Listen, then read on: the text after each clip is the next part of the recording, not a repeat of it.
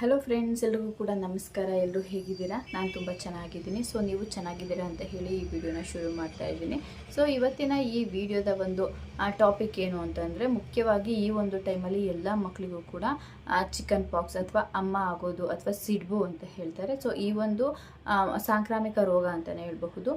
ಪ್ರತಿಯೊಂದು ಮಕ್ಕಳಲ್ಲೂ ಕೂಡ ಇದು ಬರುತ್ತೆ. ಸೊ ಅವಾಗ ಏನು ಅಂತಂದರೆ, ಕೆಲವರಿಗೆ ಮಕ್ಕಳಲ್ಲಿ ಹೊಸದಾಗಿ ನೋಡಿದಾಗ ತುಂಬ ಭಯ ಶುರುವಾಗುತ್ತೆ. ಅದರಲ್ಲೂ ತುಂಬಾ ವಿಧವಾಗಿರುವಂತಹ ಚಿಕನ್ ಪಾಕ್ಸ್ಗಳು ಆಗುತ್ತೆ. ಸೊ ಒಂದು ಸಲ ಬಂದರೆ ಅದು ಇನ್ನೊಂದು ಸಲ ಬರಲ್ಲ ಅಂತ ಹೇಳ್ತಾರೆ. ಆದರೆ ನಾವೇನು ಅನ್ಕೋತೀವಿ, ಅಮ್ಮ ಅನ್ನೋದು ಚಿಕನ್ ಪಾಕ್ಸ್ ಅನ್ನೋದು ಒಂದ್ಸಲ ಒಂದು ಮಗು ಮೇಲೆ ಬಂದರೆ ಇನ್ನೊಂದ್ಸಲ ಬರಲ್ಲ ಅಂತ ಹೇಳ್ತೀವಿ. ಅದರಲ್ಲೂ ಒಂದು 3-4 ಥರದ್ದಿದೆ. ಸರ್ಪ ಸುತ್ತು ಅನ್ನೋದು ಒಂದಿದೆ, ಅಥವಾ ಸಿಡ್ಬು ಅನ್ನೋದಿದೆ, ಅಥವಾ ಸೀತಾಳೆ ಸಿಡ್ಬು ಅನ್ನೋದಿದೆ, ಅಥವಾ ಚಿಕ್ಕ ಚಿಕ್ಕದಾಗಿ ಈಗ ನಾರ್ಮಲಾಗಿ ಸೊಳ್ಳೆ ಕಚ್ಚಿದ್ರೆ ಹೇಗಾಗುತ್ತೆ ಆ ರೀತಿಯಾಗಿ ಪುಟ್ಟದಾಗಿ ಗುಳ್ಳೆ ಮೈ ತುಂಬ, ಮುಖದ ತುಂಬ, ಹೊಟ್ಟೆ, ಬೆನ್ನು, ಕೈಕಾಲು, ತೊಡೆ ಮತ್ತು ಈ ಭಾಗಗಳಲ್ಲಿ ತುಂಬ ಆಗುತ್ತೆ ಅಂತ ಒಂದು ಸಾಂಕ್ರಾಮಿಕ ರೋಗ ಏನಿದೆ ಅದ್ರ ಬಗ್ಗೆ ಈ ವಿಡಿಯೋನ ತಿಳಿಸ್ಕೊಡ್ಬೇಕು ಅಂತ ಹೇಳಿ ವಿಡಿಯೋನ ಮಾಡ್ತಾ ಇದ್ದೀನಿ. ಸೊ ಮೊದಲನೇ ಬಾರಿಗೆ ಯಾರೆಲ್ಲ ವಿಡಿಯೋನ ನೋಡ್ತಾ ಇದ್ದೀರಾ, ದಯವಿಟ್ಟು ನನ್ನ ಚಾನಲ್ಗೆ ಸಬ್ಸ್ಕ್ರೈಬ್ ಮಾಡ್ಕೊಳ್ಳಿ. ಹಾಗೆ ನಿಮ್ಮ ಪ್ರೀತಿ, ನಿಮ್ಮ ಒಂದು ಸಪೋರ್ಟ್ ನನಗೆ ಬೇಕು. ಸೊ ಹಾಗೆ ನನಗೆ ಒಂದು 500 ಸಬ್ಸ್ಕ್ರೈಬ್ ಆಗೋದಕ್ಕೆ ನೀವೆಲ್ಲ ತುಂಬ ಸಹಾಯ ಮಾಡಿದ್ದೀರಾ. ನನಗೆ ತುಂಬ ಸಂತೋಷ ಆಯಿತು. ಸೊ ಹಾಗಾಗಿ ನನ್ನ ಒಂದು ತಿಳಿದಿರುವಂತಹ ಒಂದು ವಿಷಯಗಳನ್ನ ಆಗಿರ್ಬೋದು, ಬೇರೆಯವ್ರಿಗೆ ಹೆಲ್ಪ್ ಆಗಲಿ ಅಂತ ಹೇಳಿ ಈ ವಿಡಿಯೋನ ಶೇರ್ ಮಾಡ್ತಾ ಇದ್ದೀನಿ. ಸೊ ಯಾಕಾಯಿತು ಅಂತಂದರೆ, ನನ್ನ ಮಗಳಿಗೂ ಕೂಡ ಇವಾಗ ಆಗಿದೆ. ಆಲ್ರೆಡಿ ಇವಾಗ ಟ್ಯೂಸ್ಡೇ ಅಂತಂದರೆ 1 ವೀಕ್ ಆಗೋಗಿದೆ. ಲಾಸ್ಟ್ ಮಂಡೇ ಬಂದಿತ್ತು. ಸೊ ಹೇಗೆ ಕಾಣಿಸ್ಕೋತು, ಅದಕ್ಕೆ ನಾನೆಲ್ಲ ಏನು ಮಾಡಿದೆ, ಇವಾಗ ಹೇಗಿದ್ದಾಳೆ, ನಾನೇನು ಪೂಜೆ ಮಾಡಿದ್ನ ಅಥವಾ ಏನೋ ಹಾಸ್ಪಿಟಲ್ಗೆ ಹೋಗಿದ್ನ, ಅದ್ರ ಬಗ್ಗೆ ಎಲ್ಲ ಹೇಳ್ತೀನಿ. ಹಾಗೆ ಬೇರೆ ಥರ ಯಾವ ರೀತಿಯಾಗಿ ಚಿಕನ್ ಪಾಕ್ಸ್ ಅಥವಾ ಅಮ್ಮ ಆಗುತ್ತೆ ಅಂತ ಹೇಳಿ ಅದ್ರ ಬಗ್ಗೆ ಹೇಳ್ತೀನಿ. ಸೊ ಇದಕ್ಕೆ ವೈಜ್ಞಾನಿಕ ಕಾರಣಗಳು ಕೂಡ ಇದೆ, ಹಾಗೆ ಧಾರ್ಮಿಕ ಕಾರಣಗಳು ಕೂಡ ಇದೆ. ಸೊ ಹಾಗಾಗಿ ಅದು ಎರಡರ ಬಗ್ಗೆನೂ ತಿಳಿಸ್ಕೊಡ್ತೀನಿ. ಮೊದಲನೇ ಬಾರಿಗೆ ಯಾರಾದರೂ ಚಾನಲ್ಗೆ ಸಬ್ಸ್ಕ್ರೈಬ್ ಮಾಡ್ಕಿಲ್ಲ ಅಂದರೆ ದಯವಿಟ್ಟು ಚಾನಲ್ಗೆ ಸಬ್ಸ್ಕ್ರೈಬ್ ಮಾಡಿಕೊಂಡು ವಿಡಿಯೋನ ನೋಡಿ. ಸೊ ಬನ್ನಿ ಇವಾಗ ಶುರು ಮಾಡೋಣ. ಮೊದಲನೇದಾಗಿ ಚಿಕನ್ ಪಾಕ್ಸ್ ಅಂತ ಏನು ಕರೀತಾರೆ, ಅದು ಒಂದು ಸಾಂಕ್ರಾಮಿಕ ರೋಗ. ಈ ಒಂದು ಬೇಸಿಗೆ ಆಯುಧ ಪೂಜೆ ಯುಗಾದಿ ಹಬ್ಬದ ಒಂದು ಟೈಮಲ್ಲಿ ಈ ಒಂದು ಚಿಕನ್ ಪಾಕ್ಸ್ ಅನ್ನೋದು ಅತಿ ಹೆಚ್ಚಾಗಿ ಕಾಣಿಸುತ್ತೆ. ಬೇರೆ ಟೈಮ್ಗಳಿಗೆ ಹೋಲಿಸಿದ್ರೆ ಯುಗಾದಿ ಹಬ್ಬದ ಟೈಮಲ್ಲಿ ಅತಿ ಹೆಚ್ಚಾಗಿ ಕಾಣಿಸುತ್ತೆ. ಸೊ ಇದು ಯಾವ ರೀತಿ ಕಾಣಿಸ್ಕೊಳ್ಳುತ್ತೆ ಅಂತಂದರೆ, ಮಗುವಿನ ಮೇಲೆ, ದೇಹಗಳ ಮೇಲೆ ಚಿಕ್ಕ ಚಿಕ್ಕ ಗುಳ್ಳೆಗಳಾಗಿ ಕಾಣಿಸ್ಕೊಳ್ಳುತ್ತೆ. ನಾನಿವಾಗ ಚಿಕ್ಕ ಒಂದು ಸೊಳ್ಳೆ ಕಚ್ಚಿರೋ ಟೈಪಲ್ಲಿ ಇರುತ್ತಲ್ಲ ಅದ್ರ ಬಗ್ಗೆ ಹೇಳ್ತೀನಿ. ಚಿಕ್ಕ ಚಿಕ್ಕ ಗುಳ್ಳೆಗಳಾಗಿ ಕಾಣಿಸ್ಕೊಳ್ಳುತ್ತೆ. ಅದೇನು ಅಂತ ಅಂದರೆ, ಮುಖದ ತುಂಬ ಅಂದರೆ ತುಂಬ ಚಿಕ್ಕದಾಗಿ, ಈಗ ರಾಗಿನ ಒಂದು ಹತ್ರ ಹಾಕಿದರೆ ಎಷ್ಟು ಎಲ್ಲ ಒಂದೇ ಸಲ ಕಾಣಿಸುತ್ತಲ್ವ, ಆ ರೀತಿಯಾಗಿ ಮುಖ ತುಂಬ ಪೂರ್ತಿಯಾಗಿ ಆಗಿಬಿಡತ್ತೆ. ಅಂದರೆ ಸ್ಪೇಸಲ್ಲಿ ಕೆಲವೊಂದು ಹತ್ರ ಆಗುತ್ತೆ, ಕೆಲವೊಂದು ಹತ್ರ ಆಗಲ್ಲ. ಆ ರೀತಿಯಾಗಿ ಸ್ವಲ್ಪ ಆಗುತ್ತೆ. ಹಾಗೆ ಇಲ್ಲಿ ಈ ಥರ ಭಾಗ ಏನಿರುತ್ತೆ ಅಂದರೆ, ಮಕ್ಕಳಿಗೆ ಈ ರೀತಿಯಾಗಿ ಸ್ಕಿನ್ನು ಇದಾಗತ್ತಲ್ವ, ಆ ಥರ ಭಾಗಗಳಲ್ಲಾಗುತ್ತೆ. ಮತ್ತು ಈ ತೋಳಲ್ಲಿ ಆಗೋದು, ಮತ್ತು ಇದರಲ್ಲಾಗೋದು, ಮತ್ತು ಹೊಟ್ಟೆ, ಬೆನ್ನಲ್ಲಾಗುತ್ತೆ. ಕಾಲಲ್ಲಿ ಅಷ್ಟಾಗಿ ಕಾಣಿಸ್ಕೊಳ್ಳೋದಿಲ್ಲ, ತೊಡೆ ಭಾಗ ಏನಿರುತ್ತೆ ಅದರಲ್ಲಿ ಕಾಣಿಸ್ಕೊಳ್ಳುತ್ತೆ. ಅತಿ ಹೆಚ್ಚಾಗಿ ಇಲ್ಲಿ ಮತ್ತು ಈ ಭಾಗಗಳಲ್ಲಿ ಕಾಣಿಸ್ಕೊಳ್ಳುತ್ತೆ. ಒಂದು ಕಾಣಿಸ್ಕೊಂತು ಅಂತಂದರೆ ಅದು ನಮಗೆ ಕ್ಲೂ. ಸೊ ಅದು ಕಾಣಿಸ್ಕೊತು ಅಂತಂದರೆ ಮಗುಗೆ ಅದು ಪೂರ್ತಿಯಾಗಿ ಆಗಿ ನಂತರ ಹೋಗುತ್ತೆ ಅಂತ ಹೇಳಿ. ಇದು ಕೆಲವೊಂದು ಟೈಮಲ್ಲಿ ಒಂದು 3 ದಿನದಿಂದ 7 ದಿನಗಳ ಕಾಲ ಮಗುವಿನ ಮೇಲಿರುತ್ತೆ, ಅಥವಾ 5ರಿಂದ 10 ದಿನಗಳ ಕಾಲ ಇರುತ್ತೆ. ಫಸ್ಟ್ ಡೇ ಸ್ಟಾರ್ಟ್ ಆಯಿತು ಅಂತಂದರೆ, ಮೊದಲನೇ ಬಾರಿಗೆ ಯಾರಿಗೆ ಜಾಸ್ತಿ ಬರುತ್ತೆ ಅವರಿಗೆ ಬೇಗನೆ ಗುಣ ಆಗುತ್ತೆ. ಕೆಲವೊಂದು ಮಕ್ಕಳಿಗೆ ಒಂದು ವಾರ ಪೂರ್ತಿ 1-2 ಕಾಣಿಸ್ಕೊಳ್ಳುತ್ತೆ. ಲಾಸ್ಟ್ ಟೈಮಲ್ಲಿ ಮೈ ತುಂಬ ಎಲ್ಲ ಆಗಿಬಿಡುತ್ತೆ. ಸೊ ಇದು ಒಂದು ಚಿಕ್ಕದಾಗಿ ಕಾಣಿಸ್ಕೊಳ್ಳುವಂಥ ಒಂದು ಚಿಕನ್ ಪಾಕ್ಸ್ ಅಥವಾ ಅಮ್ಮ. ಇದನ್ನು ರಾಗಿ ಅಮ್ಮ ಅಂತ ಹೇಳ್ತಾರೆ. ಮತ್ತು ಚಿಕ್ಕದಾಗಿ ಕೆಂಪುಗಾಗಿರುತ್ತೆ. ಕೆಲವೊಂದು ಮಕ್ಕಳಿಗೆ ಇದರಿಂದ ಏನಾಗುತ್ತೆ ಅಂತಂದರೆ ಜ್ವರ ಬರುತ್ತೆ. ಸೊ ಮತ್ತು ಮೈಕೈಯೆಲ್ಲ ನೋವು, ಸೆಳೆತ, ಕಾಲೆಲ್ಲ ನೋವು ಬರೋದು ಈ ರೀತಿಯಾಗುತ್ತೆ. ಸಂಕಟ, ಸುಸ್ತು ಆಗುತ್ತೆ. ಮತ್ತು ಕೆಲವು ಮಕ್ಕಳಿಗೆ ತುಂಬಾ ಉರಿತಾ ಇರುತ್ತೆ ಯಾವಾಗಲೂ. ಇವಾಗ ನವೆ ಥರ ಎಲ್ಲ ಆಗೋದು, ಇದೆಲ್ಲ ಆಗುತ್ತೆ. ಸೊ ಇನ್ನೊಂದು ಮೇನ್ ಪಾಯಿಂಟ್ ಏನು ಅಂತಂದರೆ, ಇವಾಗ ಚಿಕ್ಕ ಮಕ್ಕಳು ಹೇಳಿದ್ದು ಅರ್ಥ ಆಗಲ್ಲ ಅನ್ನೋ ಮಕ್ಕಳಲ್ಲೇ ಜಾಸ್ತಿ ಇದು ಕಾಣಿಸ್ಕೊಳ್ಳೋದು. ತುಂಬ ಜಾಸ್ತಿ ದೊಡ್ಡವರಾಗಿದ್ದಾರೆ ಅನ್ನೋ ಮಕ್ಕಳಲ್ಲಿ ಇದು ಅತಿ ಹೆಚ್ಚಾಗಿ ಕಾಣಿಸ್ಕೊಳ್ಳಲ್ಲ. ಎಲ್ಲೋ 10ಕ್ಕೆ ಕಾಣಿಸ್ಕೋಬಹುದು ಅಷ್ಟೇ. ಚಿಕ್ಕ ಮಕ್ಕಳಲ್ಲೇ ಇದು ಕಾಣಿಸ್ಕೊಳ್ಳುತ್ತೆ. ಅಂಥ ಮಕ್ಕಳಿಗೆ ಏನು ಮಾಡಬೇಕು ಅಂತಂದರೆ, ಇವಾಗ ಜ್ವರ ಬಂತು ಅಂತಂದರೆ ಪ್ಯಾರಾಸಿಟಮಲ್ ಶಿರಪ್ ಇದೆಯಲ್ಲ ಅದನ್ನು ನೀವು ಹಾಕ್ಬೋದು. ಅಥವಾ ತಲೆನೋವು ಬರುತ್ತೆ ಕೆಲವೊಂದು ಮಕ್ಕಳಿಗೆ, ವಾಮಿಟ್ ಆಗೋದು ಈ ರೀತಿ ಎಲ್ಲ ಆಗುತ್ತೆ. ಕೆಲವೊಂದು ಮಕ್ಕಳು ತುರ್ಕಿ ಅಂತ ಹೇಳಿ ಕೆರೆದು ಬಿಡ್ತಾರೆ. ಸೊ ಅದು ಹಾಗೆ ಕಲೆ ಎಲ್ಲ ಉಳ್ಕೊಳ್ಳೋಂತಹ ಚಾನ್ಸಸ್ ಇರುತ್ತೆ. ಸೊ ಹಾಗಾಗಿ ನೇಲ್ಸ್ ಎಲ್ಲ ಕಟ್ ಮಾಡಬೇಕು. ಸೊ ಅವರಿಗೆ ಯಾವ ಒಂದು ಸಿಂಪ್ಟಮ್ಸ್ ಕಾಣ್ತಾ ಇರುತ್ತೆ ಅದಕ್ಕೆ ನಾವು ಸಪೋರ್ಟಿವ್ ಆಗಿ ನಾವು ಅದನ್ನು ಮಾಡ್ತಾ ಇರಬೇಕು. ಇವಾಗ ಕೆರಿತಾರೆ ಅಂತಂದರೆ ನೇಲ್ ಕಟ್ ಮಾಡ್ತೀವಿ. ಜ್ವರ ಬಂದಿದೆ ಅಂತಂದರೆ ನಾವು ಪ್ಯಾರಾಸಿಟಮಲ್ ಅಥವಾ ಜ್ವರದ ನಿಮಗೆ ಯಾವ ಕನ್ಸರ್ನ್ ಡಾಕ್ಟರ್ ಯಾವುದೋ ಒಂದು ಸಿರಪ್ ಕೊಟ್ಟಿರ್ತಾರೆ ಅದನ್ನು ನೀವು ಹಾಕಬಹುದು. ಈಗ ಕೈ ಕಾಲು ನೋವು ಅಂತಂದರೆ ಸ್ವಲ್ಪ ಒತ್ತೋದಾಗಿರ್ಬೋದು, ಎಣ್ಣೆ ಹಚ್ಚೋದಾಗಿರ್ಬೋದು, ಇದನ್ನು ಮಾಡ್ತೀವಿ. ಮತ್ತು ಇದಕ್ಕೆ ಜಾಸ್ತಿ ಇಂಜೆಕ್ಷನ್ನು ನಾವು ಪ್ರಿಡಿಕ್ಷನ್ ಅಂತಂದರೆ ಮುಂಚಿತವಾಗಿ ನಾವು ಕೊಡಿಸ್ಕೋಬಹುದು. ಈಗ ಚಿಕನ್ ಪಾಕ್ಸ್ ಬರುತ್ತೆ ಅಂತ ಅಂದರೆ ಇನ್ನೂ ಬಂದಿಲ್ಲ, ನೆಕ್ಸ್ಟ್ ಯಾವಾಗಾದರೂ ಬರುತ್ತೆ ಅಂತ ಹೇಳಿ ಫಸ್ಟಿಗೆ ಕೊಡಿಸ್ಕೋಬಹುದು. ಅದು ಬಂದಾದಮೇಲೆ ಅವರು ಯಾವುದೇ ರೀತಿಯ ಇಂಜೆಕ್ಷನ್ಗಳನ್ನು ಕೊಡೋದಿಲ್ಲ. ಸೊ ಹೀಗಾಗಿ ಕೇರ್ ಮಾಡಿ. ಇವಾಗ ಚಿಕ್ಕ ಅಮ್ಮ ಅಂದರೆ ಚಿಕ್ಕದಾಗಿ ಆಗುವಂತಹ ಚಿಕನ್ ಪಾಕ್ಸ್ ಬಗ್ಗೆ ಹೇಳಿದ್ದೀನಿ. ಮತ್ತು ಇನ್ನೊಂದು ದೊಡ್ಡದು ಇವಾಗ ರೀಸೆಂಟಾಗಿ ನನ್ನ ಮಗಳಿಗೆ ಆಗಿರೋದು ಅದನ್ನು ಸೀತಾಳೆ ಸಿಡುಬು ಅಂತ ಕೂಡ ಕರೀತಾರೆ, ಅಥವಾ ಸಿಡುಬು ಅಂತ ಕೂಡ ಕರೀತಾರೆ. ಸೊ ಚಿಕನ್ ಪಾಕ್ಸ್ ಅಂತ ಕೂಡ ನಾರ್ಮಲಾಗಿ ಒಂದು ಹೆಸರಿಂದ ಕರೀತಾರೆ. ಸೊ ಇದು ಹೇಗಾಗುತ್ತೆ ಅಂತಂದರೆ ಮೊದಲನೇ ಬಾರಿಗೆ ಮುಖದಲ್ಲಾಗಿರ್ಬೋದು, ಕೈ ಕಾಲು ಈ ತೋಳು ಯಾವ ಭಾಗದಲ್ಲಾದರೂ ಆಗಿರ್ಬೋದು, ನಾನು ನನ್ನ ಮಗಳು ಅವಳಿಗೆ ಆಗಿರೋದನ್ನು ನೋಡಿರೋದ್ರ ಪ್ರಕಾರ ಹೋಗ್ತೀನಿ. ಸೊ ಅವಳಿಗೆ ಮೊದಲು ಇಲ್ಲೂ ಒಂದು ಮತ್ತು ಇಲ್ಲಿ ಒಂದು ಆಯಿತು ಅಷ್ಟೇ. ಇದೆರಡು ಚಿಕ್ಕ ಗುಳ್ಳೆ ನೀರುಗುಳ್ಳೆ ಆಯಿತು. ಅಂದರೆ ಇವಾಗ ಏನಾದರೂ ಕಿವಾಗಿರುತ್ತಲ್ವ ಆ ರೀತಿಯಾಗಿ ಇಲ್ಲೊಂದು ಆಯಿತು. ಸೊ ನನಗೆ ಸ್ಟಾರ್ಟಿಂಗು ಮಂಡೇ ಸ್ಕೂಲಿಗೆ ಕಳಿಸುವಾಗ ಆ ರೀತಿ ಆಯಿತು. ನನಗೆ ಗೊತ್ತಾಯಿತು ಈ ರೀತಿ ಆಗುತ್ತೆ ಅಂತ ಹೇಳಿ. ಯಾಕಂದರೆ ಅವ್ಳು ಸ್ಕೂಲಲ್ಲಿ ತುಂಬ ಕೆಲವೊಂದು ಮಕ್ಕಳಿಗೆ ಆಗಿಬಿಟ್ಟಿತ್ತು, ಹಾಗೆ ಅಕ್ಕಪಕ್ಕದ ಮನೆಗಳಲ್ಲೂ ಆಗಿತ್ತಲ್ವ, ಹಾಗಾಗಿ ಆಗತ್ತೆ ಅಂತ ಹೇಳಿ ನಾನು ಅಂದ್ಕೊಂಡೆ. ಸೊ ಅದು ಒಂದು ವಾರ ಸ್ಯಾಟರ್ಡೇವರೆಗೂ ಇಲ್ಲೊಂದಾಗಿದ್ದು, ಮತ್ತು ಇಲ್ಲಿ ಬೆನ್ನಲ್ಲೆಲ್ಲ ಸ್ವಲ್ಪ ಚಿಕ್ಕದಾಗಿ ಒಂದು 4-5 ಆ ರೀತಿಯಾಗಿ ಗುಳ್ಳೆಗಳು ಕಾಣಿಸ್ಕೊತು ಫ್ರೈಡೇವರೆಗೂ. ಸ್ಯಾಟರ್ಡೇ ನೋಡಿದ್ರೆ ಮುಖದಲ್ಲೆಲ್ಲ ಇಲ್ಲೆಲ್ಲ ಕೆಂಪುಗೆ ಚಿಕ್ಕ ಗುಳ್ಳೆ, ಸೊಳ್ಳೆ ಕಚ್ಚಿರಿದ್ರೆ ಹೇಗಾಗಿರುತ್ತೋ ಹಾಗೆ ಕೆಂಪುಗಾಗಿತ್ತು. ಸೊ ನನಗೆ ಅಂಡರ್ಸ್ಟುಡ್ ಇವಾಗ ಜಾಸ್ತಿ ಆಗುತ್ತಿದ್ದು ಅಂತ ಹೇಳಿ ನಂಗೆ ಅರ್ಥ ಆಯಿತು. ಸೊ ಅದಾದಮೇಲೆ ಸ್ಕೂಲಿಗೆ ಕಳಿಸಿ ಮತ್ತೆ 12:30 ಅಷ್ಟರೊಳಗಡೆ ಕರ್ಕೊಂಡು ಬರೋಕ್ಕೆ ಹೋದಾಗ ಮುಖ ತುಂಬ ಸ್ವಲ್ಪ ಜಾಸ್ತಿ ಕೆಂಪಾಗ್ಬಿಟ್ಟಿತ್ತು. ಸೊ ಸ್ಯಾಟರ್ಡೇ ಈವ್ನಿಂಗು ಮತ್ತು ನೈಟ್ ಅಷ್ಟರೊಳಗಡೆ ಮುಖ ತುಂಬ ಪೂರ್ತಿಯಾಗಿತ್ತು. ನಾನು ಲಾಸ್ಟಲ್ಲಿ ವೀಡಿಯೋ ಕ್ಲಿಪ್ನ ಆ್ಯಡ್ ಮಾಡ್ತೀನಿ, ಅಲ್ಲಿ ನೀವು ನೋಡ್ಬೋದು ಅವಳಿಗೆ ಹೇಗಾಗಿದೆ ಅಂತ ಹೇಳ್ಬಿಟ್ಟು. ಸೊ ಅದಕ್ಕೋಸ್ಕರ ನಾನು ಇನ್ಸ್ಟಾಗ್ರಾಮಲ್ಲಿ ಆಗಿರ್ಬೋದು ಅಥವಾ ಯೂಟ್ಯೂಬಲ್ಲಿ ಆಗಿರ್ಬೋದು ಮಿನಿ ವ್ಲಾಗ್ಸ್ ಯಾವುದನ್ನು ಮಾಡಿಲ್ಲ. ಸೊ ಮಕ್ಕಳಿಗೆ ಈ ರೀತಿ ಆಯಿತು ಅಂತ ಅಂದರೆ ನಿಜವಾಗ್ಲೂ ನೋಡೋದಕ್ಕಾಗೋದಿಲ್ಲ. ತುಂಬಾ ಸುಸ್ತಾಗಿರೋ ಥರ ಆಯಿತು, ಅವಳಿಗೆ ಜ್ವರ ಬಂತು. ಸೊ ಹಾಗಾಗಿ ಅದನ್ನು ನಿಜವಾಗ್ಲೂ ಕಣ್ಣೀರು ಬರೋದು ನನಗೆ, ಪಾಪ ಅವಳನ್ನ ನೋಡಿದ್ರೆ. ಆದರೂ ಪರವಾಗಿಲ್ಲ, ಹುಷಾರು ಮಾಡ್ತಾಯಿದ್ದೀನಿ, ಇನ್ನೂ ಸ್ವಲ್ಪ ಹುಷಾರಾಗೋದಿದೆ. ಸೊ ಆಗ ಸ್ಯಾಟರ್ಡೇ ಅಷ್ಟರೊಳಗಡೆ ಫುಲ್ಲು ಕೆಂಪುಗೆ ನೀರುಗುಳ್ಳೆ ಆಗುತ್ತಲ್ವ ಆ ರೀತಿಯಾಗಿ ಆಯಿತು. ಅಂದರೆ ಮಕ್ಕಳು ತುಂಬಾ ವೀಕಾಗಿ ಹೋಗ್ಬಿಡ್ತಾರೆ, ಸಣ್ಣ ಆಗಿಬಿಡ್ತಾರೆ. ಅದ್ರದ್ದು ಪೇಯ್ನು ಅಂದರೆ ಅವ್ರಿಗೆ ಹೇಗೆ ಅನಿಸುತ್ತೆ ಗೊತ್ತಾಗಲ್ಲ. ನನ್ನ ಮಗಳಿಗೆ ಜ್ವರ ಬಂದಿತ್ತು, ಸೊ ಸ್ವಲ್ಪ ವೀಕ್ ಆಗಿ ಹೋಗ್ಬಿಟ್ಲು.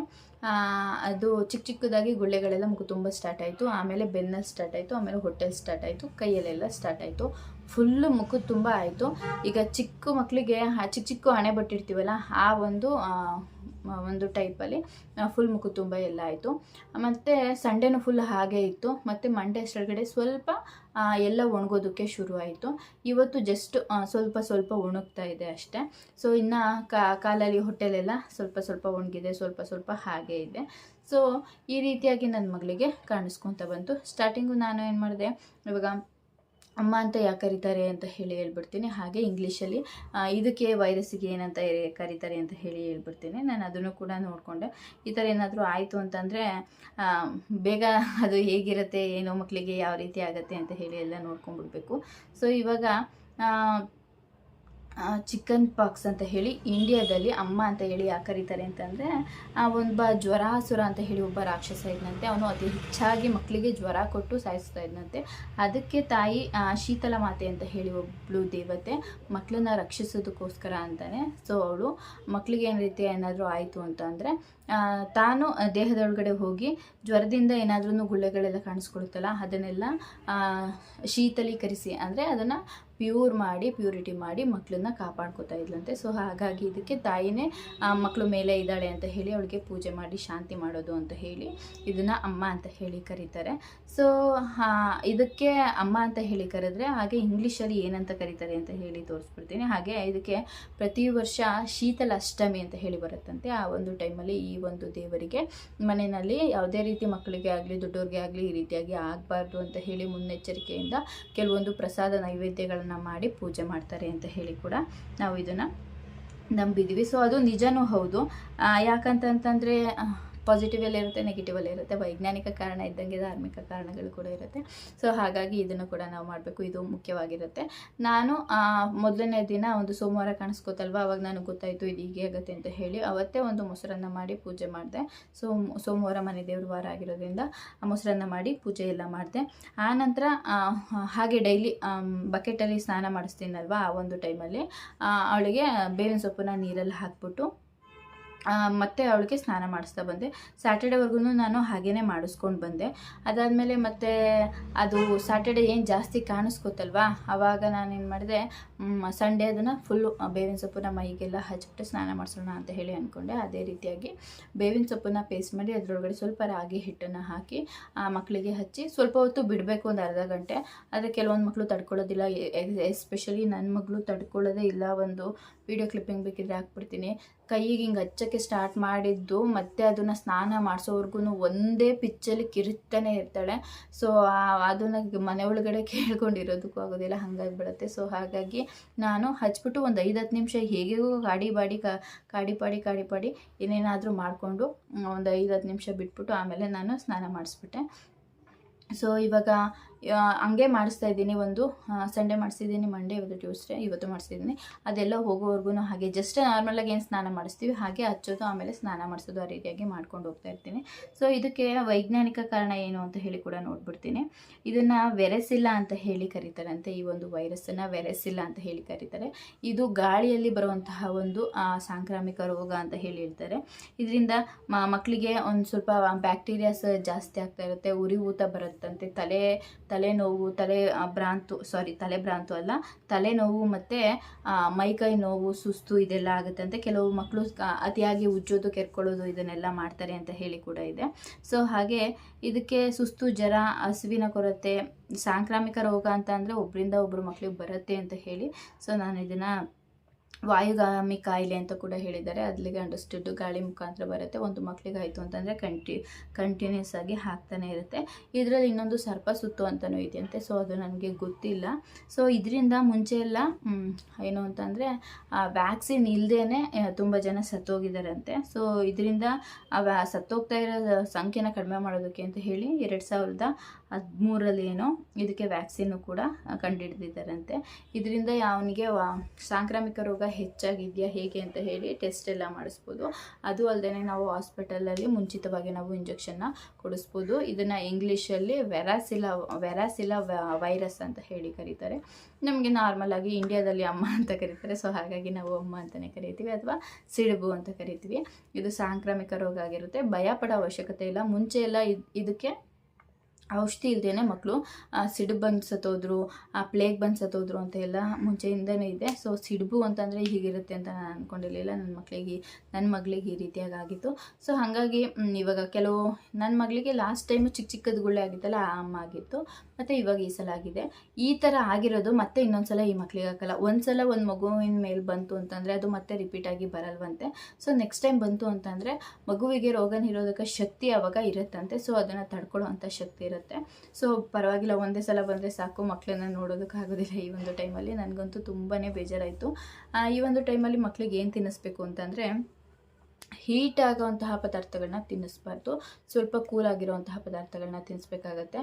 ಒಂದು ಮೊಸರನ್ನ ತಿನ್ನಿಸಿ, ಮೊಸರನ್ನ ತಿನ್ನಲ್ಲ ಅಂದರೆ ಪರವಾಗಿಲ್ಲ, ಹಾಲನ್ನು ತಿನ್ನಿಸಿ, ಮತ್ತು ಎಳ್ನೀರು ಕುಡಿಸಿ, ಅದಾದಮೇಲೆ ಬಾಳೆಹಣ್ಣು, ಪಚ್ಚ ಬಾಳೆಹಣ್ಣು ತಿನ್ನಿಸಿ, ಯಾವುದೆಲ್ಲ ತಂಪಾಗಿರುತ್ತೆ, ಕೂಲಾಗಿರುತ್ತೆ ಆ ಥರದ ಫುಡ್ಗಳನ್ನ ತಿನ್ನಿಸಿ. ಖಾರಗಳನ್ನ ಜಾಸ್ತಿ ತಿನ್ಸೋಕೆ ಹೋಗ್ಬೇಡಿ, ಮತ್ತು ಮಸಾಲೆ ಐಟಮ್ಸ್ಗಳನ್ನ ಜಾಸ್ತಿ ತಿನ್ನಿಸೋದಕ್ಕೆ ಹೋಗಬೇಡಿ. ಸೊ ನಾನು ಹಾಗೆ ಮಾಡಿದ್ದು, ಪರವಾಗಿಲ್ಲ, ಇವಾಗ ಸ್ವಲ್ಪ ಕ್ಯೂರ್ ಆಗಿದ್ದಾಳೆ. ಇನ್ನು ಅದು ಫುಲ್ ಕಂಪ್ಲೀಟ್ ಆಗಿ ಹೋಗೋವರೆಗೂ ನಾವು ಅದೇ ರೀತಿ ಪ್ರೊಸೀಜರ್ನ ಫಾಲೋ ಮಾಡಬೇಕು. ಲೈಟಾಗಿ ಸ್ವಲ್ಪ ಅನ್ನ ಸಾಂಬಾರು 1 ಟೈಮು, ಮತ್ತು ಇನ್ನೊಂದೆರಡು ಟೈಮು ಮೊಸರನ್ನ ಈ ರೀತಿಯಾಗಿ ತಿನ್ನಿಸ್ಕೊಂಡು ಹೋಗಬೇಕು. ಸೊ ನಾನು ಕೂಡ ಇದನ್ನು ನೋಡಿದಾಗ ಬೇಜಾರಾಯಿತು. ಅಂದರೆ ನನಗೆ ಸ್ಯಾಟರ್ಡೆ ಮತ್ತು ಸಂಡೇ, ಮಂಡೇ 3 ದಿನ ತುಂಬ ಬೇಜಾರಾಯಿತು. ನನ್ನ ಮಗಳ ಮುಖ ನೋಡೋದಕ್ಕೆ ಆಗ್ತಾ ಇರಲಿಲ್ಲ. ಸೊ ಅವಳು ಫುಲ್ಲು ಸುಸ್ತಾಗಿ ಹೋಗಿದ್ಲು, ಸುಮ್ಮನೆ ಮಲ್ಕೊಳ್ಳೋಳು, ಮಾತಾಡ್ತಿರ್ಲಿಲ್ಲ, ಏನಿಲ್ಲ. ಅವಳು ಸುಮ್ಮನೆ ಮಲ್ಕೊಳ್ಳೋ ಅಂಥ ಹುಡುಗಿನೇ ಅಲ್ಲ ಅವಳು. ಒಂದು ಬೆಳಗ್ಗೆ ಎದ್ದರೆ ಮತ್ತೆ ಮಲಗೋವರೆಗೂ ಅವಳು ಒಂದು ಹತ್ರ ಕೂತ್ಕೊಳ್ಳಲ್ಲ. ಕೂತ್ಕೊಂಡು ಟಿ ವಿ ನೋಡಿದ್ರು ಕೂಡ ಚೇರ್ ಮೇಲೆ ಎಕ್ಸಸೈಸು, ಅದು ಇದು ಎಲ್ಲ ಸ್ಟಂಟ್ ಎಲ್ಲ ಮಾಡಿಬಿಡ್ತಾಳೆ. ಸೊ ಅವಾಗ ರೀತಿ ನೋಡಿದ್ನಲ್ಲ, ಆವಾಗ ತುಂಬ ಬೇಜಾರಾಯಿತು. ಸೊ ನನ್ನ ಥರ ಭಯ ಪಡ್ಕೊಂಡಿರ್ತಾರಲ್ಲ ಅಂಥವ್ರಿಗೆ ಇದು ಹೆಲ್ಪ್ ಆಗಲಿ ಅಂತ ಹೇಳಿ ಹೇಳಿದೆ. ಈ ಒಂದು ವರ್ಷದಲ್ಲಿ ಈ ಥರ ಸೀತಾಳೆ ಸಿಡುಬು ಏನಿದೆ ಈ ವರ್ಷದಲ್ಲಿ ಆಗಿರೋದು. ಸೊ ಯಾರು ಭಯ ಪಡ್ಕೊಳ್ಳೋಂತಹ ಅವಶ್ಯಕತೆ ಇಲ್ಲ. ಹಾಸ್ಪಿಟಲ್ಲಿಗೆಲ್ಲ ಹೋದರೆ ಇದಕ್ಕೆ ಏನೂ ಮಾಡೋದಕ್ಕಾಗೋದಿಲ್ಲ. ಇಂಜೆಕ್ಷನ್ನು, ಟ್ಯಾಬ್ಲೆಟ್ಸ್ ಎಲ್ಲ ಕೊಡಿಸಿದ್ರೆ ಹೀಟಿಗೆ ಹೀಟಿಗೆ ಇನ್ನೂ ಜಾಸ್ತಿ ಆಗಿಬಿಡುತ್ತೆ. ಸೊ ಅಂಥ ತಪ್ಪನ್ನು ಮಾಡೋದಕ್ಕೆ ಹೋಗಬೇಡಿ. ಮನೆಯಲ್ಲೇ ಸ್ವಲ್ಪ ಕೂಲಾಗಿರುವಂತಹ ಐಟಮ್ಸ್ಗಳನ್ನ ಫುಡ್ಗಳನ್ನ ತಿನ್ನಿಸಿ. ನಾವು ಪೂಜೆ ನಾವು ನಂಬ್ತೀವಿ ದೇವ್ರನ್ನ ಅಂತ ಅನ್ನೋರು ನೀವು ಒಂದು ಮನೆಯಲ್ಲಿ ಒಂದು ಎಳ್ನೀರನ್ನ ಇಟ್ಟು ಅಕ್ಕಿನ ಹಾಸಿ ಎಳ್ನೀರನ್ನ ಇಟ್ಟು ಅದಕ್ಕೆ ಬೇವಿನ ಸೊಪ್ಪನ್ನು ಕಳಶಕ್ಕೆ ಮುಡಿಸಿ ನೀವು ಪೊಂಗಲ್ ಆಗಿರ್ಬೋದು, ಮೊಸರನ್ನ ಆಗಿರ್ಬೋದು, ಬಾಳೆಹಣ್ಣಿನ ರಸಾಯನ ಆಗಿರ್ಬೋದು, ಈ ರೀತಿಯಾಗಿ ಇಟ್ಟು ಒಂದು 3 ದಿನ ನೈವೇದ್ಯ ಮಾಡಿದ್ರೆ ಇದಕ್ಕೆ ಒಂದು ಬೇಗ ತಾಯಿ ಶಾಂತಳಾಗ್ತಾಳೆ, ಮಕ್ಕಳಿಗೆ ಬೇಗ ಹುಷಾರಾಗುತ್ತೆ ಅಂತ ಹೇಳಿ ನಂಬಿಕೆ. ಸೊ ಹಾಗಾಗಿ ನಾನು ಕೂಡ ಈ ವಿಡಿಯೋನ ನಿಮಗೆ ಶೇರ್ ಮಾಡಿದ್ದೀನಿ. ನಾನು ಪೂಜೆ ಮಾಡಿರೋ ವಿಡಿಯೋದು ಕ್ಲಿಪ್ಪಿಂಗ್ಸ್ ಎಲ್ಲನೂ ಆ್ಯಡ್ ಮಾಡ್ತೀನಿ, ಲಾಸ್ಟಲ್ಲಿ ನೋಡ್ಕೊಳ್ಳಿ. ಹಾಗೆ ನನ್ನ ಮಗಳಿಗೆ ಹೇಗಾಗಿತ್ತು ಅಂತ ಕೂಡ ಎಲ್ಲ ಆ್ಯಡ್ ಮಾಡ್ತೀನಿ. ಫೋಟೋಸ್ ಆಗಿರ್ಬೋದು, ವಿಡಿಯೋ ಕ್ಲಿಪ್ಪಿಂಗ್ಸ್ ಎಲ್ಲ ಆಗಿರ್ಬೋದು ನೋಡಿ. ಮತ್ತು ಇದರಿಂದ ನಿಮ್ಗೆ ಏನಾದರೂ ನಾನು ತುಂಬ ಭಯ ಆಗೋ ಥರ ನಾನು ಏನಾದರೂ ಮಾತಾಡಿತ್ತು ಅಂತಂದರೆ ಕ್ಷಮಿಸಿ. ಯಾಕಂದರೆ ಯಾವ ಮಕ್ಳಿಗೂ ಕೂಡ ಇನ್ನೊಂದು ಮಕ್ಳಿಗಾಯಿತು ಅಂತಂದರೆ ನಾವು ಹೇಳೋದವ್ರಿಗೆ ಭಯ ತರಿಸುತ್ತೆ. ಯಾಕಂದರೆ ನಮಗಾಗಿಲ್ಲ, ನಮ್ಮ ಮಕ್ಳಿಗಾಗಿಲ್ಲ, ಇವ್ರು ಯಾಕೆ ಹೀಗೆಲ್ಲ ಹೇಳ್ತಾರೆ ಅಂತ ಹೇಳಿ. ನಿಮ್ಮ ಮಕ್ಳಿಗೆ ಆಗಿಲ್ಲ ಅಂತಂದರೆ ಒಳ್ಳೆಯದು. ಯಾರ ಮಕ್ಳಿಗೂ ಆಗಲಿ ಅಂತ ಹೇಳಿ ನಾನು ಈ ವಿಡಿಯೋನ ಮಾಡ್ತಾಯಿಲ್ಲ. ಆಗಿರೋರು ಭಯ ಪಟ್ಕೊಳ್ದೇನೆ ಈ ರೀತಿಯಾಗಿ ಹುಷಾರು ಮಾಡ್ಬೋದು ಅಂತ ಹೇಳಿದ್ದೀನಿ. ಇದು ಸಾಂಕ್ರಾಮಿಕ ರೋಗ ಆಗಿರುತ್ತೆ, ಬೇಗ ಹುಷಾರಾಗಿರುತ್ತೆ, ಭಯ ಪಟ್ಕೊಳ್ಳೋವಂಥ ಅವಶ್ಯಕತೆ ಏನೂ ಇಲ್ಲ. ಸೊ ಕಾಳಜಿಯಿಂದ ತುಂಬ ಸೂಕ್ಷ್ಮವಾಗಿ ಕಾಳಜಿ ಮಾಡಿ ಮಕ್ಕಳ ಜೊತೆ ಒಂದು ಸ್ವಲ್ಪ ನೀಟಾಗಿರುವಂತಹ ಜಾಗಗಳನ್ನ ಮೇಂಟೈನ್ ಮಾಡಬೇಕು. ಸೊ ಗಲೀಜುಗಳಾಗಿರೋ ಥರ ಬೆಡ್ಶೀಟ್ಗಳಾಗಿರ್ಬೋದು, ಪಿಲ್ಲೋಗಳಾಗಿರ್ಬೋದು ಬೇಡ. ಅವರಿಗೆ ಅಂತ ಹೇಳಿ ನೀವೇನು ಹಾಸಿಗೆ ಇರುತ್ತೆ ಅದ್ರ ಮೇಲೆ ಅವರಿಗೆ ಅಂತ ಸಪ್ರೇಟಾಗಿ ಒಂದು ಬಿಳಿ ಪಂಚೆ ಆಗಿರ್ಬೋದು, ಬೆಡ್ಶೀಟ್ ಆಗಿರ್ಬೋದು, ಅವ್ರಿಗೆ ಸಪ್ರೇಟಾಗಿ ಹಾಸಿ ಒದಿಸಿ ಮಲಗಿಸಿ. ಸೊ ನೀಟ್ನೆಸ್ನ ಮೇಂಟೈನ್ ಮಾಡಬೇಕಾಗುತ್ತೆ. ಸೊ ಈ ಒಂದು ವಿಚಾರಗಳನ್ನ ನಾನು ನಿಮಗೆ ಹೇಳಬೇಕು ಅಂತ ಹೇಳಿ ವಿಡಿಯೋನ ಶೇರ್ ಮಾಡ್ತಾ ಇದ್ದೀನಿ. ಏನಾದರೂ ತಪ್ಪಿತ್ತು ಅಂತಂದರೆ ಕ್ಷಮೆ ಇರಲಿ. ಇನ್ನೂ ಯಾರಾದರೂ ನನ್ನ ಚಾನಲ್ಗೆ ಸಬ್ಸ್ಕ್ರೈಬ್ ಮಾಡ್ಕೊಂಡಿಲ್ಲ ಅಂದರೆ ದಯವಿಟ್ಟು ಚಾನಲ್ಗೆ ನನ್ನ ಸಬ್ಸ್ಕ್ರೈಬ್ ಮಾಡಿಕೊಂಡು ಸಪೋರ್ಟ್ ಮಾಡಿ. ನಿಮ್ಮ ಪ್ರೀತಿ ವಿಶ್ವಾಸ ಹೀಗೆ ಇರಲಿ ಅಂತ ಹೇಳಿ ಕೇಳ್ಕೊತೀನಿ.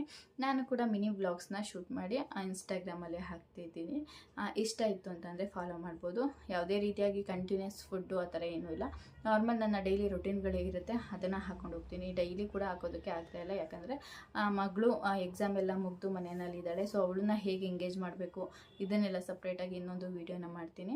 ಸೊ ಈ ಒಂದು ವಿಡಿಯೋ ನಿಮಗೆ ಇಷ್ಟ ಆಯಿತು ಅಂತಂದರೆ ಒಂದು ಲೈಕ್ ಮಾಡಿ, ಶೇರ್ ಮಾಡಿ. ಮತ್ತು ನಿಮ್ಮ ಫ್ರೆಂಡ್ಸ್ ಫ್ಯಾಮಿಲಿಸ್ಗೂ ಕೂಡ ವಿಡಿಯೋನ ಶೇರ್ ಮಾಡಿ, ಅವ್ರಿಗೂ ಕೂಡ ಹೆಲ್ಪ್ ಆಗುತ್ತೆ.